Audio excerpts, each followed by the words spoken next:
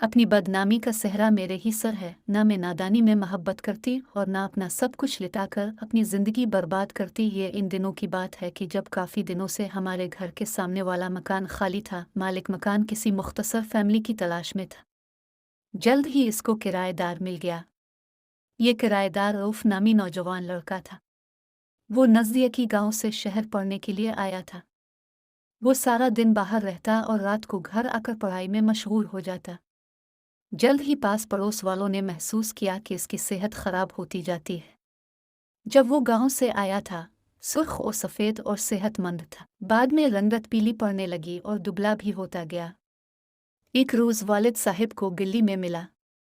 उन्होंने पूछा, असद बेटे, तुम्हें क्या हुआ है? क्या शहर का पानी रास नहीं आया जो रोज़ ब रोज़ कमज़ोर होते जाते हो? अंकल, दरअसल मैं सुबह शाम होटल से खाना लेकर खाता हूँ, जबकि मुझको बाहर के खाने की आदत नहीं है। यही वजह है कि पेट खराब रहता है।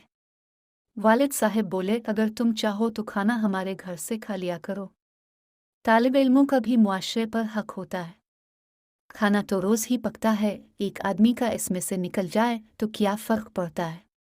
ठीक है अंकल, जब ज़रूरत हुई बता दूंगा।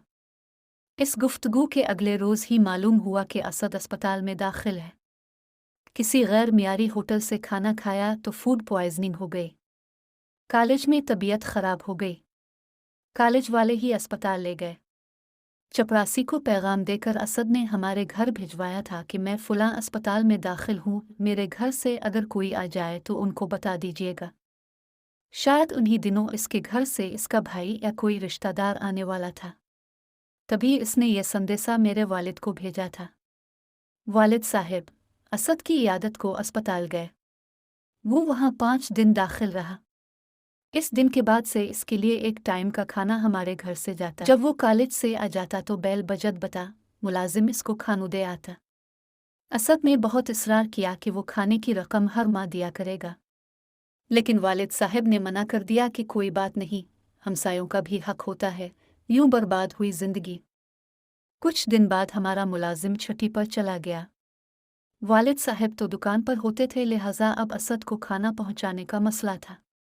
मेरा भाई दुबई में था और घर में एक छोटी बहन थी जो मुझसे सिर्फ 2 साल छोटी थी। उसने तो साफ मना कर दिया कि वो खाना पहुंचाने असद के घर नहीं जाएगी। वालिद है नहीं चाहती थी कि असद रोज़ाना हमारे घर में खाना खाने, क्योंकि इस तरह लोगों को बातें बनाने का मौका मिल जाता।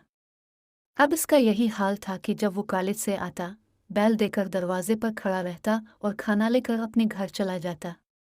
खाना खाने के बाद दोबारा बर्तन देने आता, बैल देता और हम बर्तन ले लेते। बज़ाहिर ये आसान काम मगर खासा मुश्किल था। कभी उम्मी फारग ना होत तो ये फ़र्ज़ुआत मुझको ही अंजाम देना पड़ता। एक रोज़ वो खाना लेने ना आया, अगले रोज़ भी ना आया। उम्मी बुर्का और उसके दरवाजे पर गई, बैल दी। वो बाहर आया तो पूछा, बेटा, खाना क्यों नहीं ले रहे? कहने लगा, खाला जी, मेरी तबीयत ठीक नहीं है, बुखार आ रहा है और मुझको इस हाल की भी तकलीफ़ हो गई है। अच्छा बेटा, तो मैं खिचड़ी बनवा कर भेज देती हूँ। अगले रोज़ भी ना आया। उम्मी बुर्का और उसके दरवाजे पर गई, बैल दी। वो बाहर आया तो पूछा, बेटा, खाना क्यों नहीं ले रहे?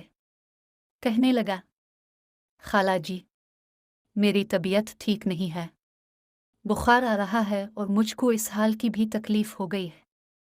अच्छा बेटा, तो मैं खिचड़ी बनवा कर भेज देती हूँ। अम्मी ने मुझसे कहा कि खिचड़ी बना दो। मैंने खिचड़ी तैयार कर ली तो खाला का फ़ोन आ गया कि उनके शौहर की तबीयत ख़राब है, उनको अस्पताल ले गए हैं। फ़ौर अलिफ आ जाओ। वालिदा ने बरक़ा सर पर डाला और खाला के घर जाने निकल गई। इनको ये भी याद ना रहा कि असद को खिचड़ी देनी है। काफ़ी सोच विचार के बाद बिलाखिर मैंने ही हिम्मत की। चादर लपेट में खिचड़ी ले इसके दरवाजे पर पहुंची। बैल दी, कोई जवाब ना आया। सोचा शायद असद की तबीयत ज़्यादा ख़राब है। सो हिम्मत करके इसके घर के अंदर चली गई, क्योंकि दरवाज़ा खुला हुआ था।